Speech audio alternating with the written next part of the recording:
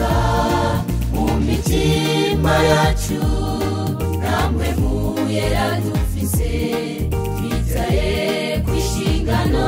n'inyungu zo mwisi ntacyo twovuga kuko tutarihana ibyaha byacu ngo twakira agakiza mu mitima yacu namwe muyera dufise twitaye kwishingano n'inyungu zo mwisi garuka mugenzi kuri Yesu agufitiye byinshi ntacyo uzomuburana oya kwitwararika ivy'isi bigiye gushira hanga amaso umusaraba niho byose bibonekera garuka mugenzi kuri Yesu agufitiye byinshi ntacyo uzomuburana oya kwitwararika ivy'isi bigiye gushira hanga amaso umusaraba niho byose bibonekera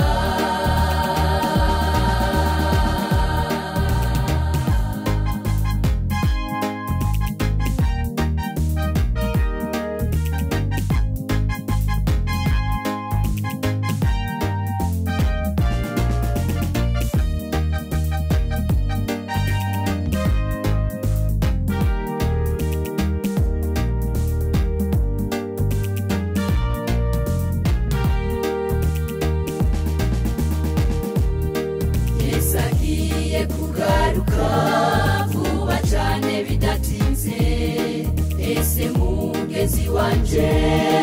uzifata gute ubabona inzamba yumvikanye hose zire kuzikini wiruka ngukabura ikigurisha ese agiye kugaruka bidatinze ese mugezi wanje uzifata gute ubabona inzamba yumvikanye hose zire kuzikini wiruka ngukabura ikigurisha garuka mugenzi kuri Yesu agufitiye byinshi ntacyo uzomuburana oya kwitwararika ivy'isi bigiye gushira hanga amaso umusaraba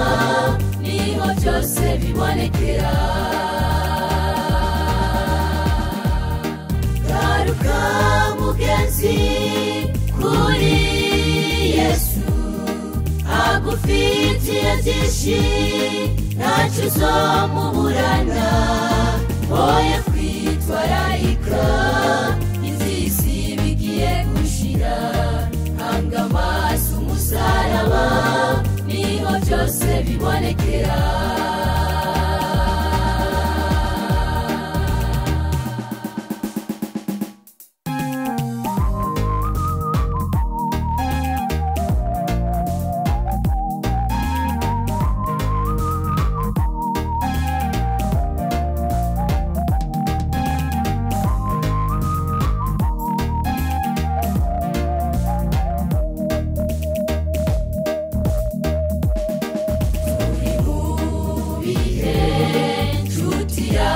bikomeye aho tugiye guhamwa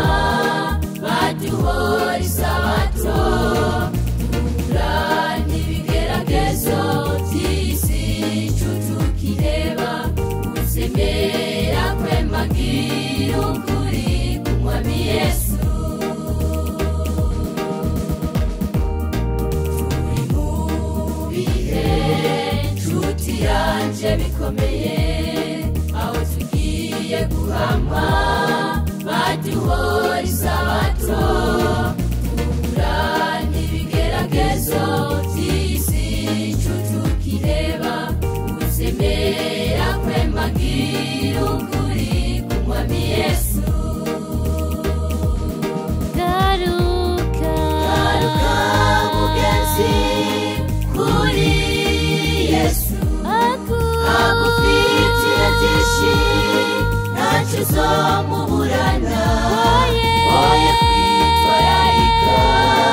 iby'isi bigiye gushira hanga amaso umusaraba niho byose bibonekera garuka mugenzi kuri Yesu agufitiye byinshi ntacyo uzomuburana oye kwitwararika iby'isi bigiye gushira hanga amaso umusaraba niho byose bibonekera garuka mugenzi kuri Yesu agufitiye byinshi ntacyo uzomuburana oye kwitwararika iby'isi bigiye gushira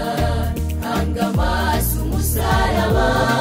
niho byose bibonekera